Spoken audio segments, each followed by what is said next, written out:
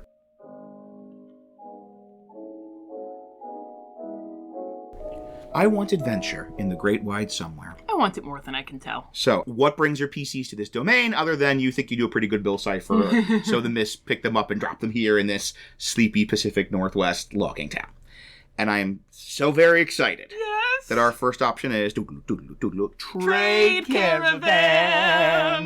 No, that's the whole point. Yeah, it's a trading town. It's a trading town. Like, people move in, they bring in goods, they sell them, they're merchants on boats, on river boats, will stop on the way to, like, sell stuff or pick stuff up, and you have the logging trade sending these caravans of logs down the river. And it's the neat thing here is that it is our normal trade caravans, but it's got the fun twist of its river trade caravans. It's river boats, it's barges, it's flotillas. Yes. It's just all sorts of neat stuff you can do. And I do think, and maybe it's just because I saw Davy Crockett and the River Pirates at a formative age, but I think that's kind of an untapped bit of, like, potential adventuring material, campaign material, is the idea of, like, that sort of 1800s, like, you're journeying down the river. You're, like, you have your river boat or your little flotilla, and you're, like, encountering things and making stops and going to these little, like, trade towns on the docks and stuff. On the Discord, I just recommended Dance of the Dead by Christy Golden to somebody. It's the Ravenloft novel about Larissa Snowmaid. Yes. You're getting her going around on her riverboat. So, highly recommend if you want to do a riverboat-based adventure. And it's one of the ones that Amazon got the rights to, so it's on Kindle and Audible. So, other than trade caravans, you have the fact that Gravity Falls is such a, like, center of weirdness. That whole idea that Gravity Falls is a place where the walls between the worlds are very thin gives you so many reasons to bring the PCs there. It could be just they need particular spell components or particular, like, alchemical ingredients. There's all sorts of weird magical plants that grow. There's all sorts of weird magical creatures. You know, you need unicorn hair. Yeah. And this is a place to get unicorn hair. Only the unicorns are jerks here. There's minerals. You know, you want to do something with shrinking or growing. Just imagining the unicorn messing with your paladin. Yeah. You're not worthy. Just do that with your paladin. And, you know, you have crystals that you can use to shrink or grow, so it could just be that. You can find out in the mountains outside Gravity Falls, there's these deposits of these weird crystals that let you change size. The fact that there is this Feywild community, you're like, we need to do some Feywild stuff, so let's go talk to the jerk gnomes, the jerk unicorns. The idea of a goblin market. Oh, yeah. And I think it's called Lost Legends, the comic they did a couple years ago. Alex Hirsch did with, like, 4 new stories. And so one good. of them, it's really good. I highly recommend if you're a Gravity Falls fan.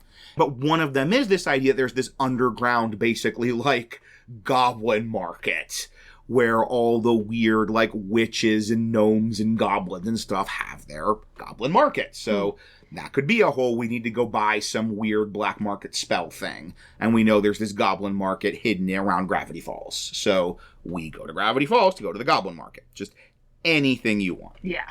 And then another possibility for some adventure hooks, if your PCs are hooked in with like an NPC like Van Richten or Alanic Ray or the Weatherman Fox or somebody like that, maybe they get a message from that NPC from Gravity Falls, and that NPC has gone there to investigate something. They send something back saying, hey, there's something really weird going on here. Can you come and help me investigate it? Your PCs go, and their contact has forgotten all about it. Yes! They don't remember writing so a letter. spooky. They don't remember a thing happened. Love it. Like, they're looking at your PCs like they've lost their minds. So Love it. that hooks them right in. Yeah. And the thing I love about this idea is that it makes your PCs the Grunkle stand. Yes. And if you really want to have your PCs be the Grunkle stand, if you were lucky enough to have a PC who has like an estranged relative, an estranged friend, something like that, then you could have that estranged person be Ford. Yes. And your PC could literally be Grunkle Stan. Uh-huh. So your estranged loved one sends you this journal saying, please, I've been doing all this research on Gravity Falls. Whatever you do, don't come here. Destroy this journal. Yes. Don't read it. Never read it under any circumstances. What do you think's going to happen? Yeah. You'll never see me again. Goodbye. Oh, man. If one of your PCs has to, like, I have this estranged sibling, boom, they have set up a perfect straight line right to them being the Grunkle Stan. And then again, if you want to have Grunkle stand around as an NPC, because who doesn't, then he's just some huckster squatting in your brother's house. Or like he bought it from the city. Like the sibling disappeared. Enough time went by that it was declared a bit vacant, and he took it over. I don't have anybody in my life who hasn't seen Gravity Falls, so I can't run this, but I want to so bad. That would be the ideal, yes. You get to steal all of Alex Hirsch's plot twists. And they're pretty good plot twists, so steal from the best. And then another possibility is if you want it to be that some NPC that has already kind of been filling the little Gideon role for them has made a deal with Bill because they are so sick of putting up with the PC's nonsense. Yes. Like, keep track of your PC's nonsense. Keep track of what NPCs they're constantly dunking on. Or like all the shopkeeps who they like make intimidation rolls to not pay for things. You know the kind of thing we're talking about. Yes. In a Changeling the Lost game I ran one time, there was this incredibly annoying little twink NPC who became a loyalist specifically to spite the PCs for picking on him all the time. That kind of thing, yeah. And then they make a deal with Bill to get revenge on the PCs, and bam, your PCs. Yes, and they're pulled into this story.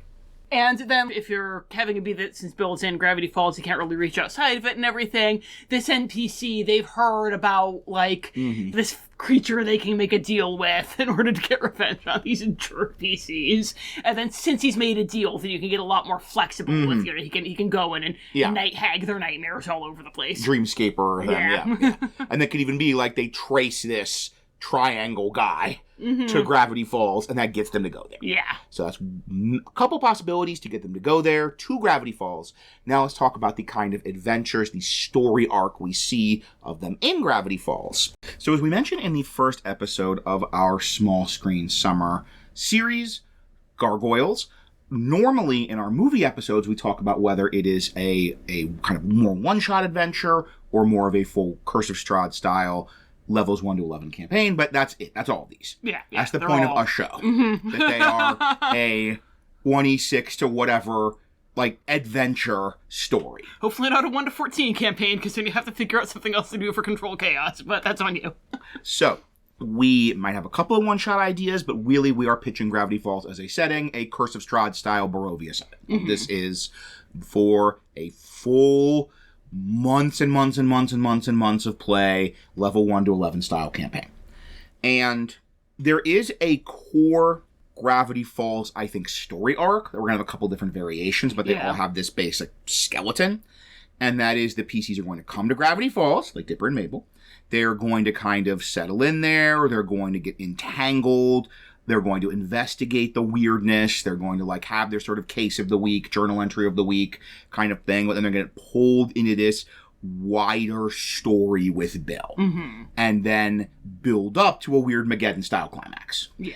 And there needs to be a spine to that. There needs to be something, I mentioned the journal of the week. There needs to be some version, I think, of, like, the Mystery Shack, the journal, something that sort of is the thread that they follow. And we'll give you a couple options for that in a minute. Yes. So, like, the first one, the obvious one, is basically you're just doing the show. You've got Grunkle Stan looking for Ford, and, you know, if you've got that PC who's looking for their long-lost sibling, then this is the one for you. Yep. But the issue here is it's the plot of the show, like, it's been done before, and if your players have seen the show, they might use out-of-character knowledge, or you might feel like, okay, that's great, I'm running Gravity Falls, I want to draw my own game. Also, if you're doing that, then your PCs are basically filling the Dipper and Mabel role, so figure out what you want to do with them. Like, are they helping your PCs out? Because, oh man, Dipper would love that. Dipper would love to be your sidekick. Your sweaty, nervous sidekick. That actually sounds pretty adorable. So, if you are cool just running Gravity Falls, and your players haven't seen it, then here you go. Or if everybody's just cool for kind of like, we're going to spend a couple of months meeting, you know, once a week for 3 to 4 hours and doing improv Gravity Falls fanfic. Like, which doesn't sound like a terrible time. No. In this case, we have that spine, and the spine could literally be the journals. If you want to do full Gravity Falls, they find the journals, etc. Or it could be kind of a more abstract, where, like, the Mystery Shack has all these, like, records and artifacts from the Ford character. Either literally Ford or, like, the Ford equivalent. So it could be you're, like, finding this stuff in the Mystery Shack, and the Mystery Shack as a whole is sort of like the journals are. Then we have 2 alternative suggestions to be that sort of overall campaign framework other than doing the full Gravity Falls. And this is one I like a lot. I think I mentioned this. One of my very, very favorite episodes of the whole show is Northwest Mansion Mystery. And so it is having the Northwest family and their mansion and investigating that family be that kind of spine of the campaign. That's the thread you're following through all these individual mysteries, individual weirdness, individual encounters and adventures is the Northwest family. And this could be good for PCs, especially that are your more like fight the powers that be, like the ones who are like, no, we gotta like deal with these jerk lords, these jerk nobles. We like take an opposition to them right away, and we really want to kind of have social change in Gravity Falls. Then that could be they're investigating the Northwest. You find ways that the Northwest are connected with some of these things going on. They get the idea that the Northwest family has secrets. You get the idea, especially the Northwest family mansion has a lot of secrets in it. You can have befriend Pacifica and have her be one of your main NPCs. And this Pacifica's a very, very, like, D&D-able, gameable NPC. Oh, yeah. Like, we have mentioned several times, we both have a fondness for the mean girl who turns out to be sad and have a heart of gold. the Katie from Hocus Pocus, the all-new sequel. Yes. Listen to Book Club of Dread. If you haven't listened to Book Club of Dread, you're real confused by why Ernie showed up in the Destro fiction. Maybe as you investigate, you discover the family has, like, ancestral connections to Bill. We even have a bit of that in the end of Northwest Mansion Mystery, my beloved. You have the, like, there's the, like, little room, and there's, like, a glyph of Bill among their, like, art collection. Yeah. So you could even have a really neat twist where the history of the town is that the Northwest were kind of the founding noble family, but maybe they weren't in the original timeline. They were actually, like, Bill cultists. And then part of Weirdmageddon was rewriting it. Or the part of the fallout of Weirdmageddon was they were able to rewrite the town history to make themselves the nobles and the ones on top. Because you even have in the show, this part of how we put Irrational Treasure on the watch list. They weren't actually the town founders. Nathaniel Northwest was like a local nobody. And what if instead of him being picked at random, it's like, no, this was the history of Gravity Falls, which is that Quentin Tremblay III founded it, up until Weirdmageddon happened. And then, like, part of the Northwest family's, like, repayment for helping Bill was that history got rewritten, and it's still rewritten even though Weirdmageddon is over. This one would be more of a conspiracy thriller, more of a political conspiracy thriller, and finding out a lot of the, like, incidents, monsters of the week are the, you know, connected in some way to the Northwest family's shady history or shady dealings. And this one I'm describing as, this version of the campaign I'm describing as Northwest Mansion Mystery plus Irrational Treasure. So a lot of, like, unraveling clues and finding records, and, like, if Irrational Treasure was specifically protecting the Northwest families. Yeah. If instead of it being that Quentin Trembley's this national embarrassment, and that's what they're covering up, it's that they're on the Northwest's payroll, and that's what they're covering up. And in this case, you have the town authorities are going to be one of your, and it's going to be more hostile with Blubs and Durlin. And that even might be one of the reasons you build in the kind of covering up some of the weirdness and some of the secrets. It's just part of that cover-up of the Northwest family's dirty laundry. Yeah. So our second campaign framework is also kind of more of a conspiracy thriller, but it's a bit more of the occult conspiracy thriller, not political conspiracy thriller. And that is really centering it around the Society of the Blind Eye. Yes, which in the fiction is the one that ended up getting foregrounded.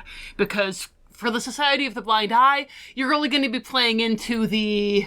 spoilers for genres of horror, psychological horror. And the why don't people remember the weird stuff?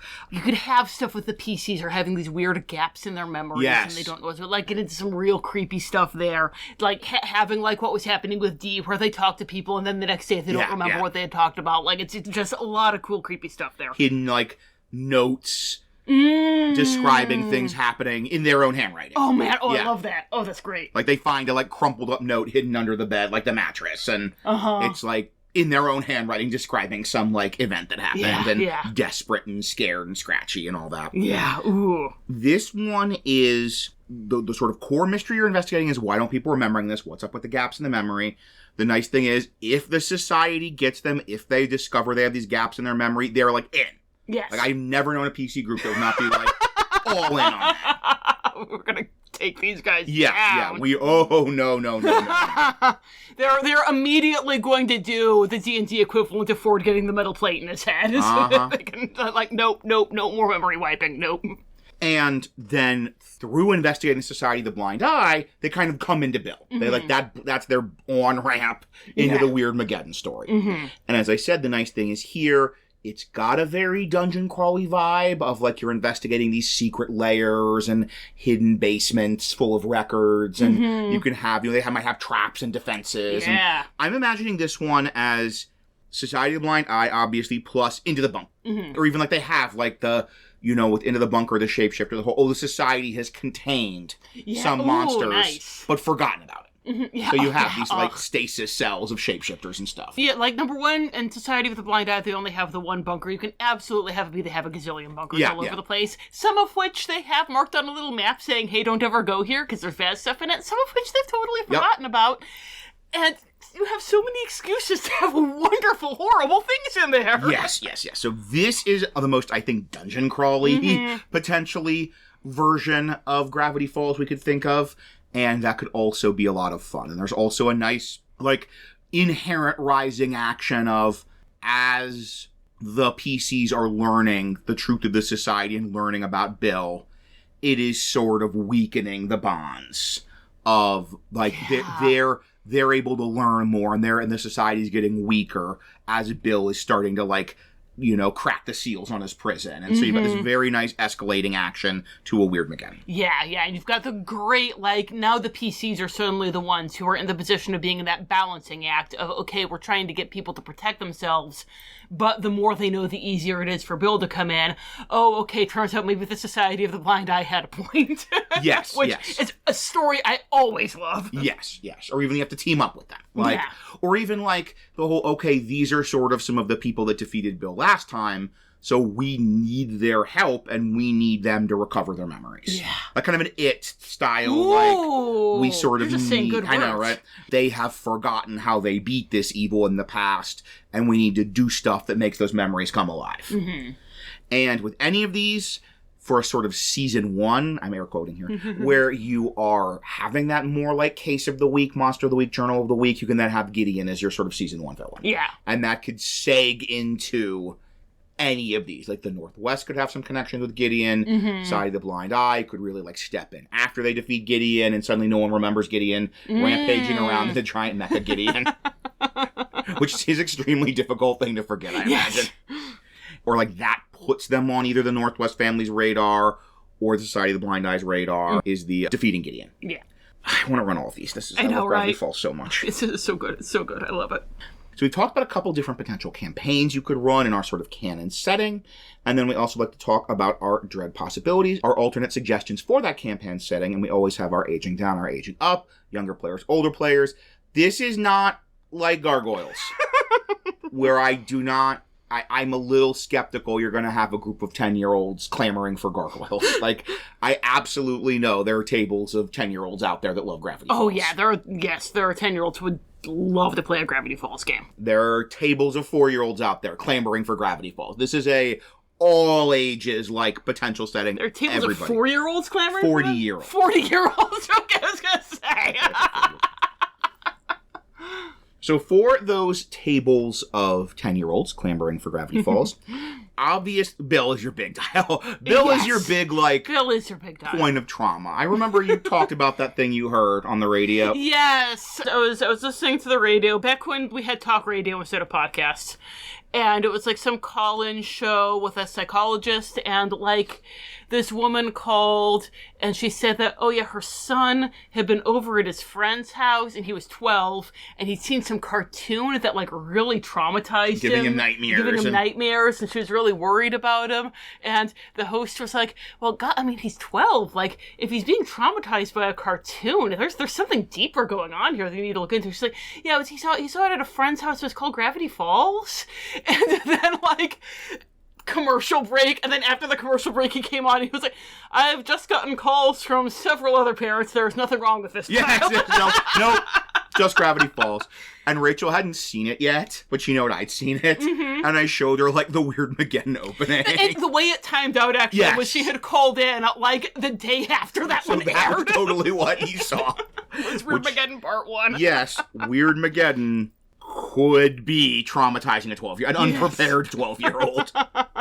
Just sitting a random 12-year-old down and showing them Weird Mageddon out of nothing is potentially nightmare-inducing. Spicy meatball. So Bill, like, that's the big one. Dial down Weird Mageddon, dial down Bill, dial down the body horror, a little more Monster of the Week, you know, take a little edge out, you know, maybe you don't have the Summer Wing Trickster eat that one kid, even though it turns out to be okay. Mm-hmm. But, like, still, that's a very intense moment. Yeah.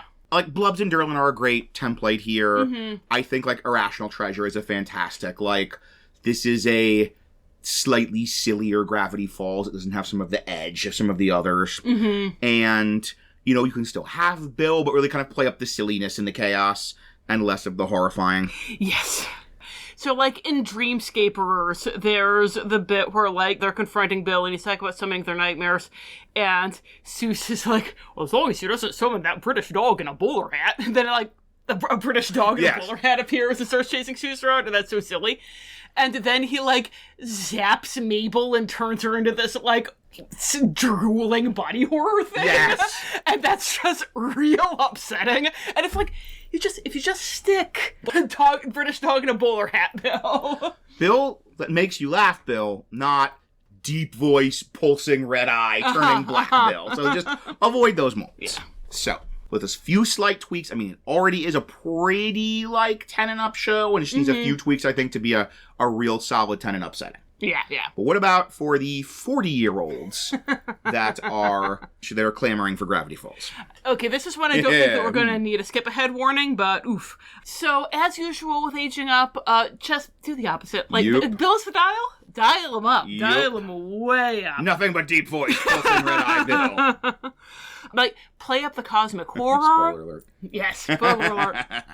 Like, play up the psychological horror, which makes me wish that we had 3. Like, yeah, right. Like, the fact that everything in Gravity Falls is so wrong and no one but you notices, that's just so upsetting. Like, there's some real urine Innsmouth vibes. You keep feeling like people are gaslighting you, but they're not doing it on purpose. No, they legitimately do not remember that conversation you had. People who help you don't remember you the next day, and what even is reality? What is going on? Help me. Like, the concept of Nightmare Falls bleeding through so you get bits of Weird Mageddon horror throughout is just like, you can really bring in some of that Weird Mageddon level horror earlier in your game than Gravity Falls did in the show. Like having, oh yeah, it's not just abutting the Shadowfell and the Feywild, it's also abutting the elemental plane of chaos. Yes. Have fun with that. Lots of aberrations. The Lovecraftian eldritch spaces. Mm-hmm. Lots of gibbering mouthers. going into all of that, like, memory stuff and psychological horror stuff, the Society of the Blind Eye has some real horror potential. Yeah. Just, like, the people with the gaps in their memory that could come across as really, like, just horribly placid and Stepford-like, which is awful in its way. Or they could start, like, having gibbering breakdowns when things don't match up with their memory, which is also horrible in its way. Lots of terrible options. Lots of terrible options.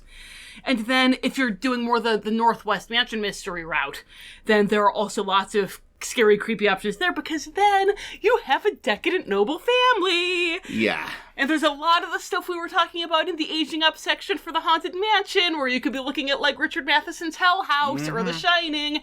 And don't you want to do Gravity Falls meets The Shining, people? Don't you want to do Gravity Falls meets The Shining? Decadent, rich family / decadent, rich people, like, dabbling in infernalism, like, in being involved in infernalism, is a classic for a reason, and lends itself to all sorts of stuff. Yes. And then if you really want Bill to kind of be targeting the PCs and trying to make deals with the PCs, like, you could really play up how manipulative he is. Like, the only one that he goes on, like, full blast manipulation is Ford, and we only kind of, like, see that in montage, unless you've read Book of Bill, in which case you get to see exactly how thoroughly he played the guy. And you could have that here of he's coming on full charm and flattery, and you can really be like, oh yeah, I see how somebody could fall for that. Ooh, yikes. And, like, you know, obviously Session Zero, but I could see some PCs really getting into, like, the quasi-romantic overtones he has with Ford.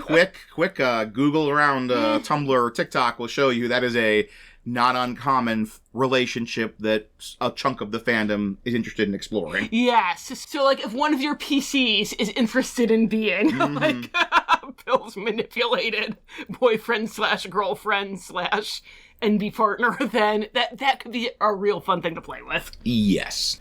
So, we've talked about some potential campaigns, all of which I would dearly love to either run or play in, and we've talked about doing them for the theoretical tables of 10-year-olds and the theoretical tables of 40-year-olds, who are all clamoring for Gravity Falls. And now let's give you our parting thoughts in a section we like to call Parting Thoughts.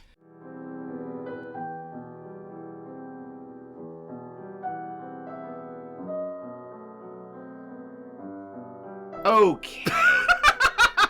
Dear listener, Rachel is laughing because as we were working on the script, we did something we've never done before, which is we pre-wrote the genres of horror. Because they're so obvious. Yes. Now, the genres of horror is a thing from American's Guide to Ravenloft, where it breaks down horror into these different subgenres, talks about some of the inherent fears, some of the sort of symbols or aesthetic signifiers associated with those genres, and then categorizes domains by them, which is a great way to sort of guide how do I evoke the horror of this domain, because the horror of, Aslan and the horror of Barovia are very different forms of horror. And normally this is a thing where we pitch it, we kind of come up with our own individually and discuss what we think fits this setting best, but it's not this time. Once Tom accidentally wrote the genres of horror in the outline, because he was like, this is obviously what we're going to do, and he just accidentally wrote it in. This is the first time we ever did it on purpose. As part of the scripting process. Obviously. So, there are 2 genres we picked. We are doing them in reverse alphabetical order.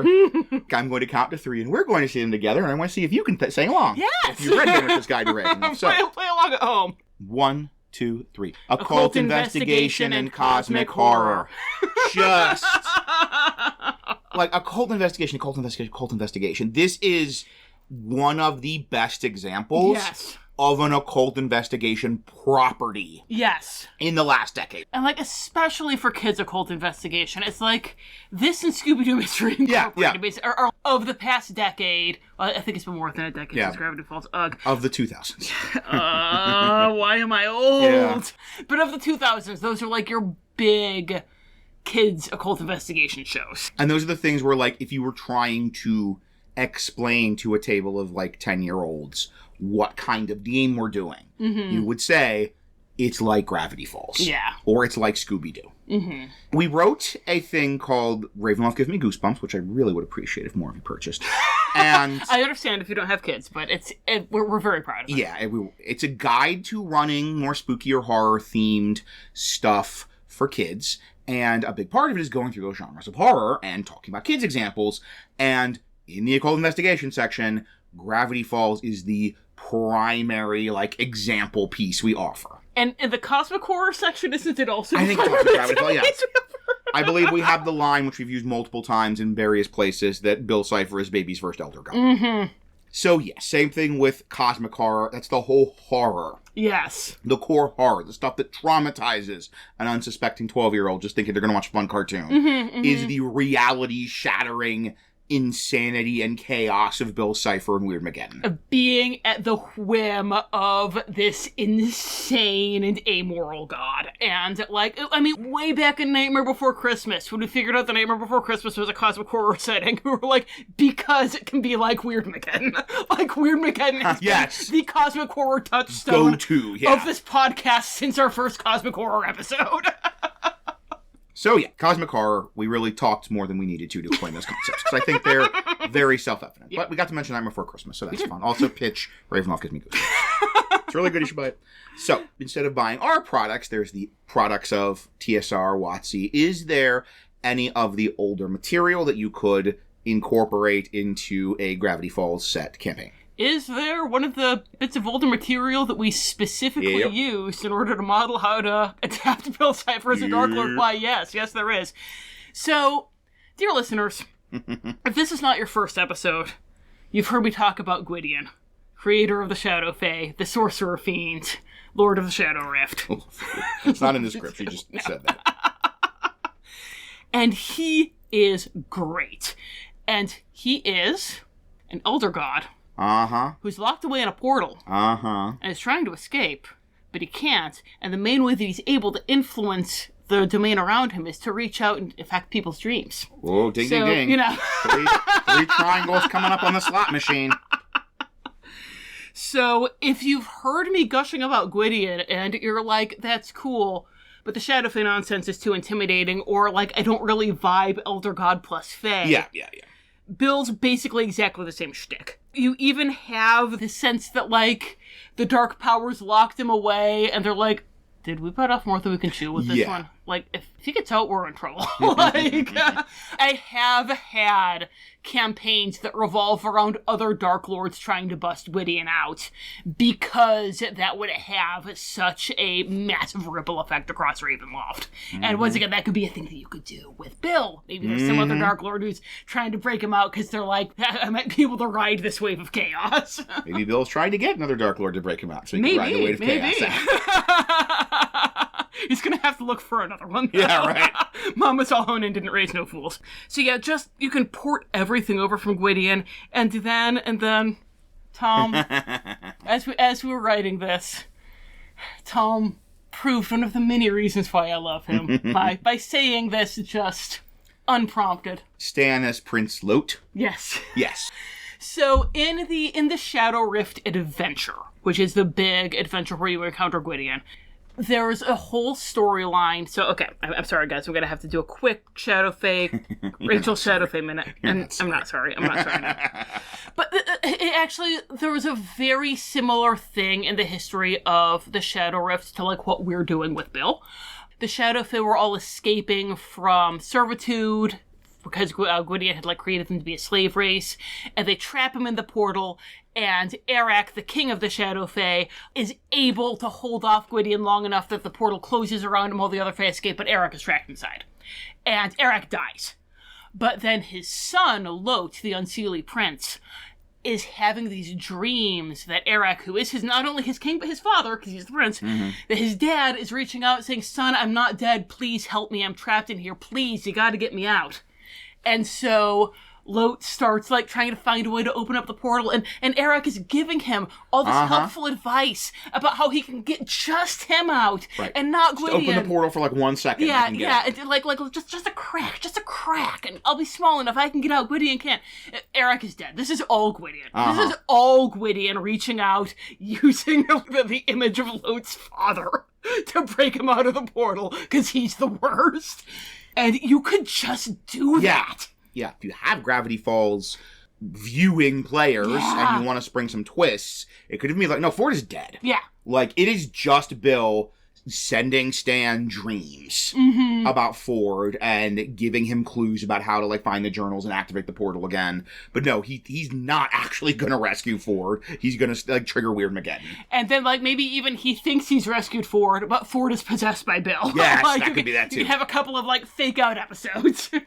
Or sessions, rather. And they're like, oh, we're doing Gravity Falls. Haha, you're not doing Gravity Falls. And then, like, we mentioned it before, but the Nightmare Lands again. Like, Dreamscapers is 100% Yes. Nightmare Lands adventure. Like, you've even got kind of, like, the push and pull of the PCs are able to use the dream powers, but so is Bill. I swear we're going to do Nightmare Lands Book Club of Dread at some point so that people will know what we're talking about. And I think there are 3 books to Nightmare Lands.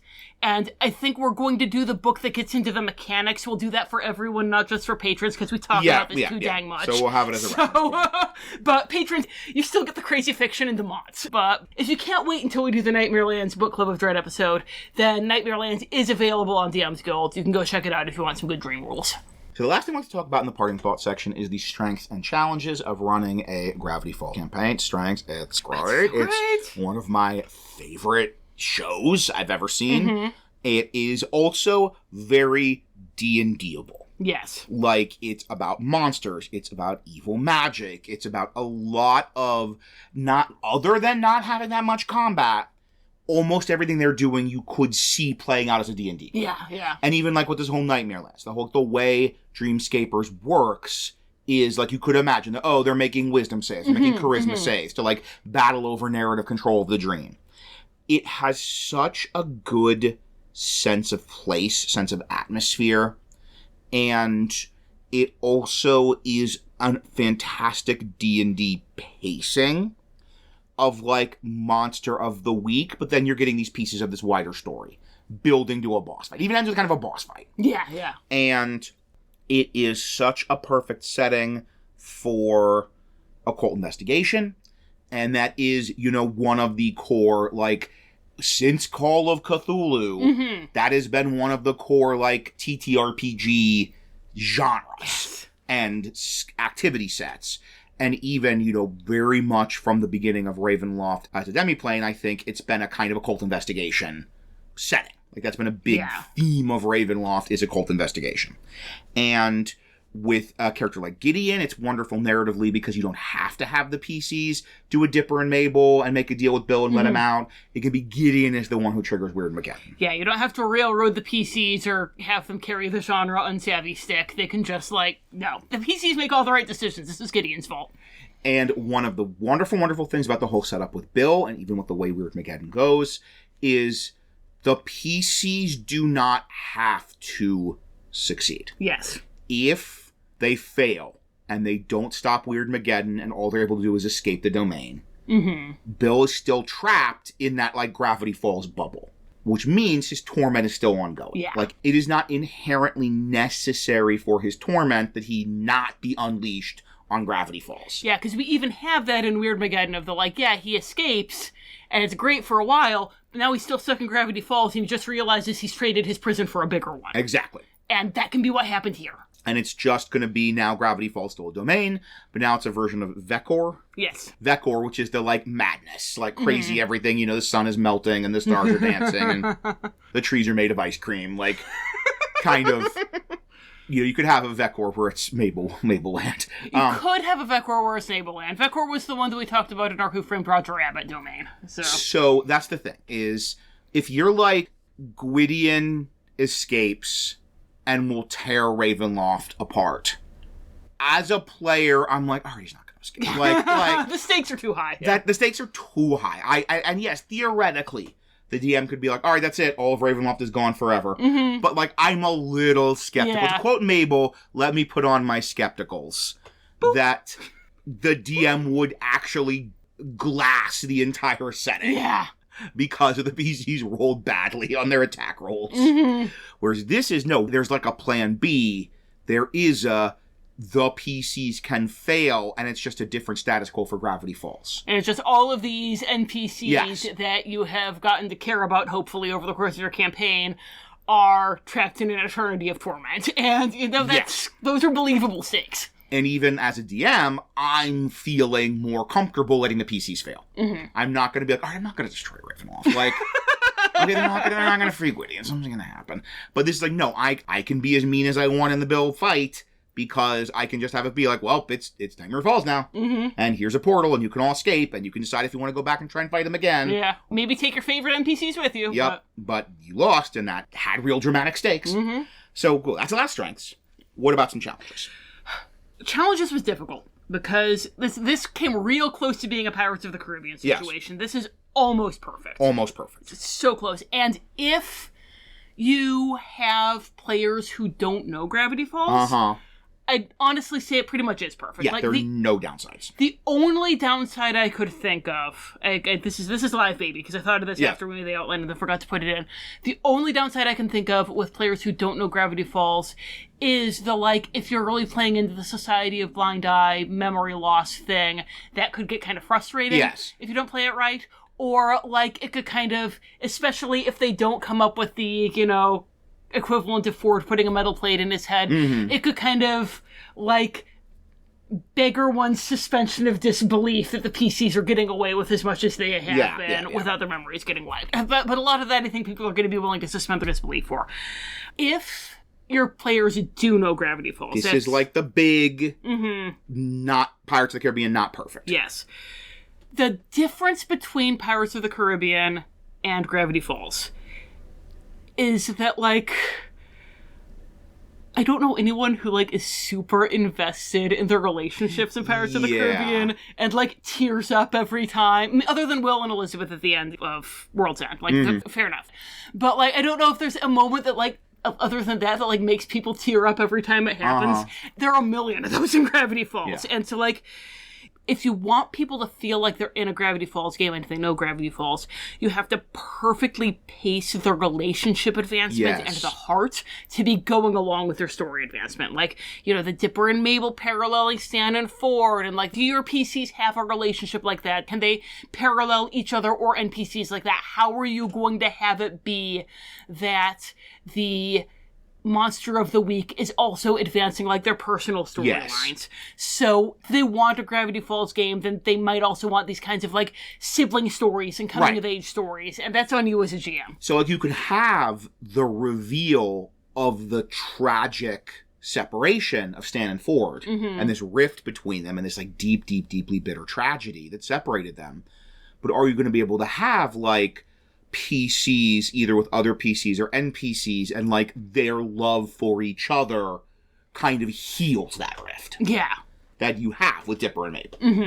And then Speaking of Dipper and Mabel, once again, if they want a Gravity Falls game, it's are they going to want to be Dipper and Mabel and Grunkle Stan? Are they going to want to be filling that role? Or are they going to want to have Dipper and Mabel and Grunkle Stan around to interact? It's another one where again, if you're doing Pirates of the Caribbean, no one's really going to care that Will and Elizabeth aren't there, or the PCs are there being Will and Elizabeth, and Jack Sparrow is an NPC, because of course he is. Right, there's no question of whether or not your players are going to be Jack Sparrow. He's an NPC.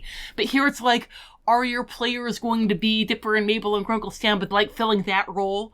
But then if they are, what do you do with Dipper and Mabel and Grunkle Stan? They might want to interact with them, and you could have them as cameos, but they're not going to be PCs anymore. It's a little bit more of a balancing act. It is a caveat, which is why it goes in our challenges section. Yes. But other than that, man, oh man, this is a heck of a setting. And it's a heck of a setting for D&D. It's a heck of a setting for Ravenloft. Yes. And before we find out where we are going next, before we find out our final destination of our small screen summer, our final show that we're going to be talking about this summer, we have a small twist on this final show. Which is, it is not just going to be myself and Rachel. We are having a guest host, and that is our regular listener, regular commenter, Discord, or friend of the show, pretty much from day one. I think exactly from day zero. He was out there boosting us on Twitter, before Lion King dropped, from the prologue. Friend of the show from day one, if not day zero, Matt Graydon. And we invited him not just because he has been such a great supporter and great commenter and really invested in our online community, because as part of that online Discord community, he pitched this show. Yeah, we hadn't seen it yet. Yes. And he was like, you should do this show. It'll make an amazing domain. Here's the domain. Yeah, here's the Darklord. Here's the Act of Ultimate Darkness. Here's the Torment. Here's the this. Here's the that. And then we went and watched the show, and we were like, yeah, this is a great domain, which you have given us. We can't improve on anything you just said. You nailed it. So actually, when we were originally planning this, I was kind of like, well, not that show, because, like, we just been doing Matt's thing. Like, But then we realized we could square the circle, as Bill Cipher would want us to do. And so that's why Matt has been invited to guest host and helped us develop the episode, because really we are just, the two of us are just kind of refining his core ideas. Yeah, we don't want to copy his homework. We want him to come and present his homework. We want to do group work. Where he comes up with the core idea and we put some polish on it. Yes, and all of you who are on the Discord, you now know what show we're doing, I'm sure. Speaking of the Discord, subscribe to our Patreon, because it is an awesome place full of awesome people. Oh, the people are so cool, guys. Come up with really cool domain ideas. So cool. I cannot believe we have such cool people listening to us. And also, just like with the Gravity Falls episodes listed at the end of Gargoyles, keep listening till the post-credits for... We'll try to give you an episode list for the show we're doing next, but it is very serialized. I'm sorry if you don't watch the whole thing. You might be lost, but we're going to do our best. Yes. If they wanted to ask about joining our Patreon, or just join our Patreon, or share some of the cool Gravity Falls ideas they might have, how could they contact us? Well, you can email us at wonderfulworldofdarklords@gmail.com. You can find us on Facebook, Tumblr, or Patreon at Wonderful World of Darklords. Although, I'll be honest, our Facebook, We'll respond. We will absolutely respond. There's not like a real community there. Yeah. We have a couple of people who like us and everything, but, Meta buries us because we don't pay Mark Zuckerberg money. But, Tumblr's good. And also, probably our most hopping community is YouTube, where we are Wonderful World of Darklord. If you liked how we adapted Gravity Falls, if you liked how we considered for younger viewers who might be traumatized if they just watch Weird Mageddon Cold, you might have heard that we have a product on DM's Guild called Ravenloft Gives Me Goosebumps, and we have some other things as well about adapting spookier, more horror, more Halloween-themed play for younger players. And if you like the way we adapted some of the stories and the themes, then I also have a number of movies, mostly horror movies, that I have adapted into like 5e one-shot adventures. And then speaking of horror things for younger people, I have a picture book, Mother Ghost, Nursery Rhymes for Little Monsters. It is not nearly as scary as Gravity Falls. and as any episode of Gravity Falls. 13 nursery rhymes rewritten to be about Halloween. I also have short stories for adults. I don't think any of them are as scary as Gravity Falls, because Gravity Falls is real scary. Yeah, right. But you can find them on my website, www.rachelkohler.com. Until next time, thank you for listening, and happy gaming.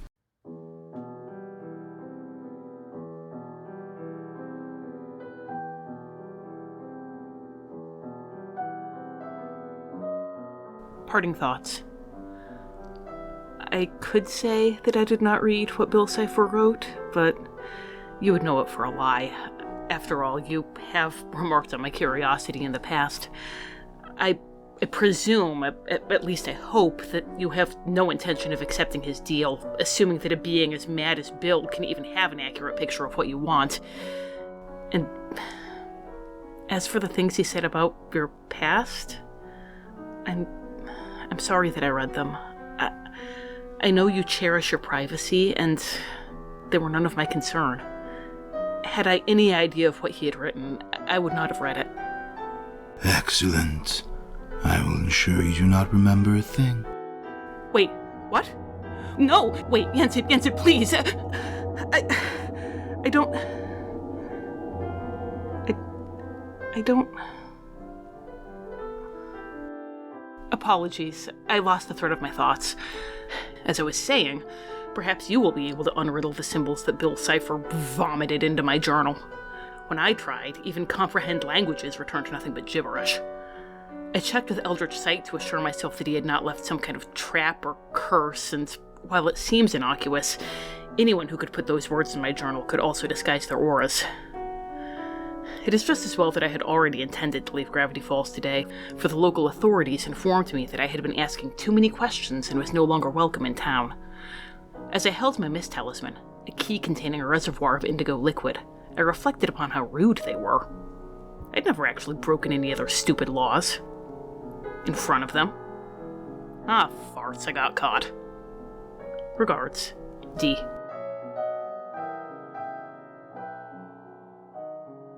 My little scholar must be aggrieved and enraged, knowing she, while sound asleep, wrote a message she was unable to comprehend upon waking. Rest assured, my dear, what Bill Cipher wrote in your hand was nothing of import, and as nonsensical as Bill himself. To appease your near insatiable curiosity, however, I shall summarize what it conveyed. He desires a portal into our worlds, and without an ounce of grace nor subtlety, attempted to enlist my assistance. Cipher is an entity of pure chaos that wants nothing more than to fashion the entirety of existence into his abhorrent likeness. Fear not, I would never degrade myself into summoning such a creature, let alone aiding in his designs. Though I can sympathize with the citizens of Gravity Falls and their desire to forget every trace of Bill Cipher, that Bilker is not worth remembering, I share my scholar's suspicions. Magical memory anomalies must account for some amount of their collective amnesia. At times, magically altering the memories of another may keep them safe from outside forces, but the extreme to which it is done in Gravity Falls may ultimately have the opposite effect. It is, after all, only a matter of time before what happened 30 years ago is truly forgotten. It is fortunate, however, that Bill Cipher has no concept of the word patience. McGuckett's journals are quite enlightening, and I thank you for delivering them, along with your research notes. Although I confess I'm interested more in the formal contents of the Mystery Shack. There is a powerful magical item from Agrabah that has been lost for some time.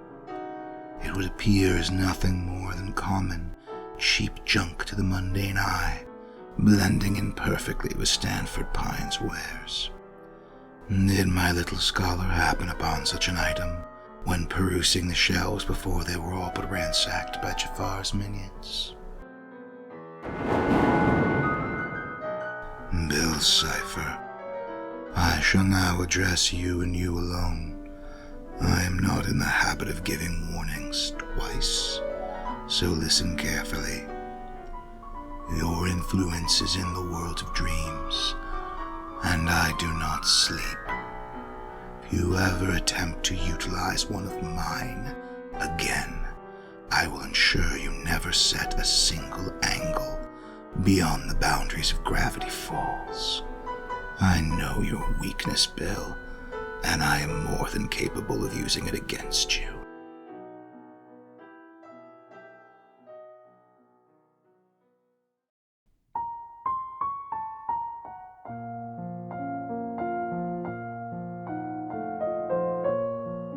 This has been The Wonderful World of Darklords. We have no affiliation with Disney or Wizards of the Coast. All music recordings used in this episode are in the public domain and were obtained through museopen.org. Titles and links are in the show notes. Dialogue for Yensid was written by Aslan Rex himself, who you can follow on Tumblr at Darklord Aslan. The Wonderful World of Darklords logo was designed by Haylight Jones. You can find links to their work in the show notes. If you'd like to support the show, look for us on patreon.com or find our tip jar on Red Circle. Thanks for listening.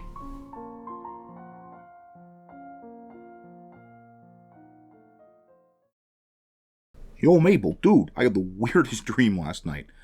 I was just sitting in my room watching a skeleton in a crown yelling at a triangle. I wonder what it means. Is it a reflection of my conflicted feelings toward my father? Is my father the triangle? Am I the triangle? Or do I just want nachos for breakfast? The human heart is the true mystery of Gravity Falls. Anyway, how about those nachos, dog? Hello, dear listeners. So yes, our next episode will be Owl House. This is one, I'm sorry, we're going to do our best to give you a watch list, but it is extremely serialized, and I don't know if the watch list we're going to give you is going to make any sense if you haven't seen the whole show, but we will do our best. So for season 1, you're definitely going to want to watch A Lying Witch and a Warden, Convention, which is like convention, but with the first N missing, like coven, Escape of the Palisman, and Agony of a Witch and Young Blood Old Souls, which is the season 1 finale 2-parter. Then season 2, you're going to want Hunting Palisman, Ida's Requiem, Eclipse Lake, Elsewhere and Elsewhen, Hollow Mind. If you only watch one episode on this list, you're going to be really confused if it's Hollow Mind, but at the same time, it's the most important one. King's Tide, Thanks to Them, and For the Future. Again, if this is the only Owl House you've seen, you're going to be very confused. I'm sorry, but this is like the bare minimum watch list, because we can't just say watch the whole show. You might be okay with watching those season 1 episodes and then all of season 2 if you want to do that. I'm not sure, but yeah, it's a whole thing. But we hope to see you next month for Owl House. We are extremely excited about it. This is going to be a fun one. Thank you so much for listening, and happy gaming.